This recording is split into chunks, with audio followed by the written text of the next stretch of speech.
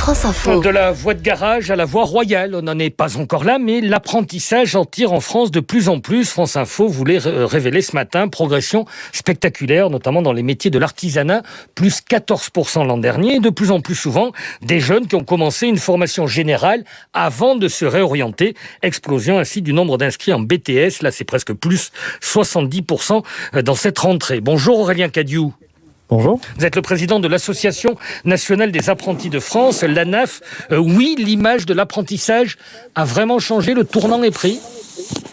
Oui, bien sûr, l'image de l'apprentissage a évolué. Alors, elle n'a pas changé entre 2020 et 2022, mais ça fait un certain nombre d'années qu'elle évolue auprès des jeunes, des parents.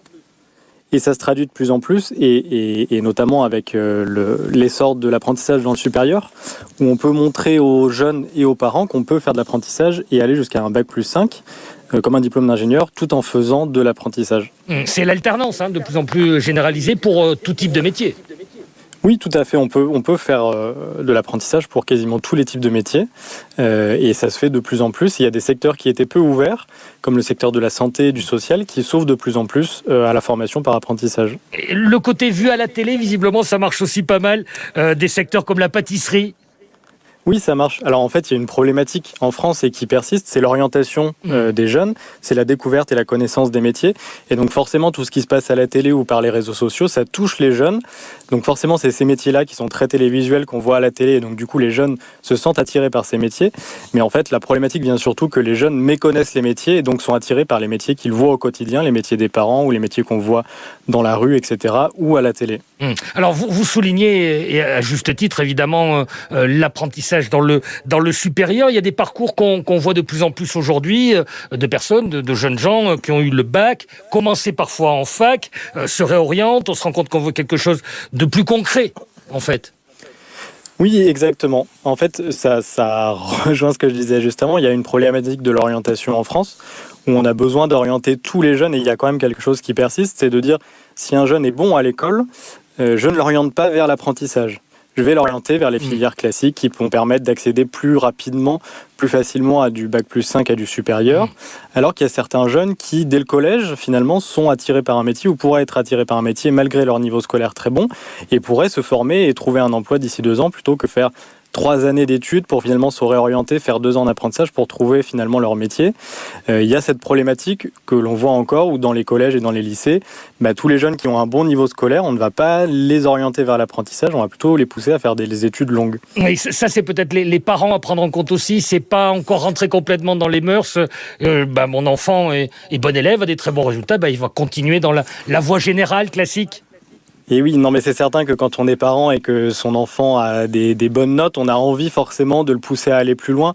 Et on a tous été jeunes à un moment donné et on se dit, quand on est jeune, on ne sait pas forcément ce que va être son parcours. On ne sait pas forcément ce que ça veut dire d'arrêter maintenant ou de continuer et avoir un bac+5. Donc quand on est parent, on est conseil aussi pour amener son enfant jusqu'au plus loin possible et à le pousser, à le motiver. Mais du coup, maintenant, grâce à l'apprentissage et depuis un certain nombre d'années, on peut faire un bac+5 tout en ayant fait le choix de la voie par apprentissage. Donc ce que les parents doivent bien comprendre maintenant, c'est que on peut pousser son enfant à faire de l'apprentissage dès la sortie du collège. Ça ne l'empêchera pas d'aller en apprentissage jusqu'à un bac+5. Aurélien Cadiou, je ne veux pas à tout prix chercher le revers de la médaille, mais est-ce qu'il n'y a pas un risque de prendre la place d'adolescents, je mets plein de guillemets là-dedans, mais qui n'ont que cette voie-là possible? Alors, c'est certain et c'est le risque de la réforme et du financement de l'apprentissage, où maintenant on a ouvert l'apprentissage à tout le monde et on se rend compte qu'on dépense trop d'argent pour l'apprentissage et que finalement il faut fermer un peu le robinet. Et la crainte qu'on a eue, c'est que justement fermer le robinet, ça impacte des jeunes qui ont besoin de l'apprentissage. Parce qu'effectivement, dans les apprentis, il y a des jeunes qui auraient pu faire la même formation sans apprentissage parce qu'ils ont un bon niveau scolaire, parce que la pratique c'est bien, mais c'est un plus et ils peuvent s'en passer. Alors qu'il y a certains jeunes pour qui l'apprentissage c'est un moyen de s'en sortir, c'est un moyen de se former et d'entrer rapidement dans la vie active. Et c'est certain que la réforme, quand on voit le boom dans le supérieur, ça ne profite pas à du bac infra-bac, là où ça a le plus d'impact pour les jeunes. Et c'est un peu le point faible en ce moment, c'est qu'on vise beaucoup le million d'apprentis, sauf qu'il y a 28% de rupture prématurée de contrat d'apprentissage. Donc est-ce qu'on veut 1 million d'apprentis avec 280 000 jeunes sur le carreau ? Pour nous, c'est pas satisfaisant. Donc au-delà du million d'apprentis, visons aussi la qualité Qui de la formation sont-ils par et comment on apprentissage. aide, comment on ouvre cette voie à ceux qui en ont le plus besoin peut-être ? C'est ça, il faut mettre le paquet sur les jeunes qui en ont besoin. Et là, les aides qui ont été mises en place pendant le Covid pour inciter des entreprises à recruter des apprentis, elles sont sans limite. Elles sont pour le Bac+5, alors que les aides habituelles n'étaient pas pour le Bac+5. D'où le boom.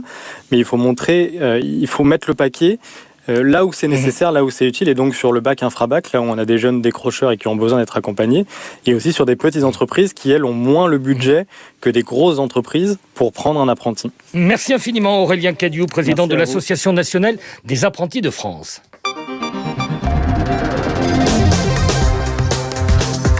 Bien sûr, depuis des années, il y a des Français